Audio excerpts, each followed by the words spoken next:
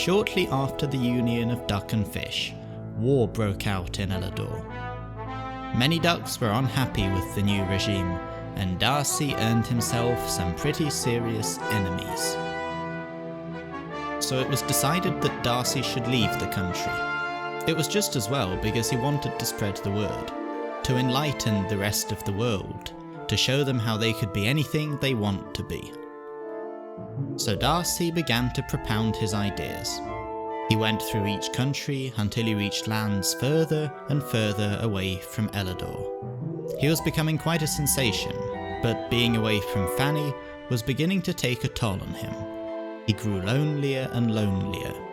He needed someone in his life, and he didn't even know if Fanny was still alive, what with all the war going on in Elador. So he decided he was a free fish now, and it was with this mindset that he entered the kingdom of Monty. Now, Monty was mostly ruled by grasshoppers, and it was to one of these animals that Darcy next turned his attention. You see, there was a grasshopper called Gabby. A very important individual, Gabby was in charge of the police department in Monty. As an important visitor, Darcy was immediately met by Gabby to discuss security measures in place for his protection. But Darcy couldn't focus on anything she was saying. It all seemed so clever, but he was overcome by her beauty.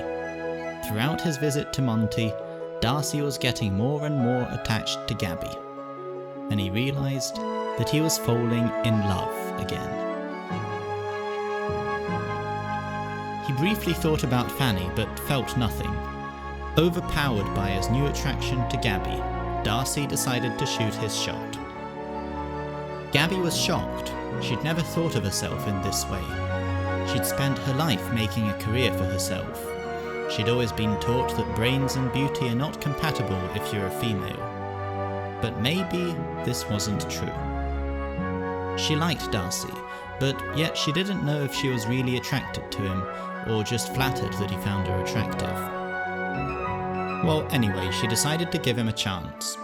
He was a good guy, she could see that, so she agreed to marry him, as long as he was definitely single. Darcy was overjoyed. Having forgotten himself in his happiness, he totally forgot about all the turmoil in Elador. He was living in the present, and it didn't occur to him how selfish he'd been. Back in Elador, though, things weren't going so well. Disaster after disaster, the newly made state began to become a dictatorship.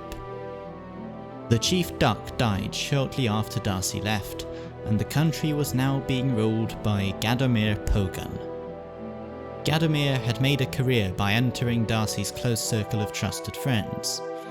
He came out with slogans that he would end this unrest once and for all, that non-conformists would be punished, severely. He introduced an anonymous reporting system. Anyone could be reported for being anti-unionist. All anti-unionists would officially be cancelled. No proof was necessary, after all there is no smoke without fire. And slowly, one by one, the offending individuals were removed from society. The remaining citizens were either afraid of expressing their opinion lest they be cancelled, or they were simply faithful followers of Darcy. Fanny had been settled in a remote village, far from the unrest, so in a way she was safe. But she wasn't safe from the thoughts that occupied her mind. She was worried about Darcy. He didn't say how long his voyage would take him. She didn't even know if he'd come back, and something inside didn't feel right. In fact, she felt that something was very badly wrong. So she set out on a journey to find Darcy. She knew that physically he'd be okay, she'd find him sooner or later. But the journey she embarked upon had a different purpose. She felt that the Darcy she knew was lost. And this was much more serious.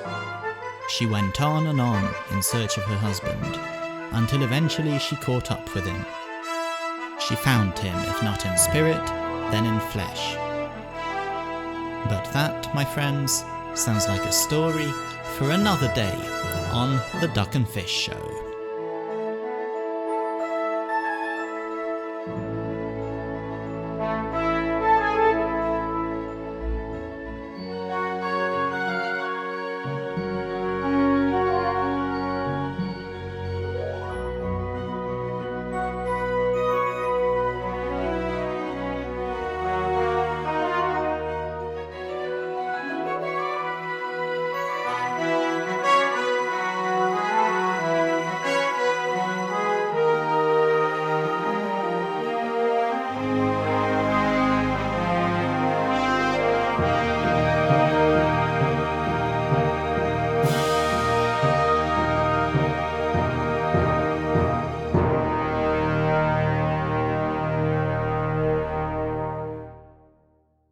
Not a duck.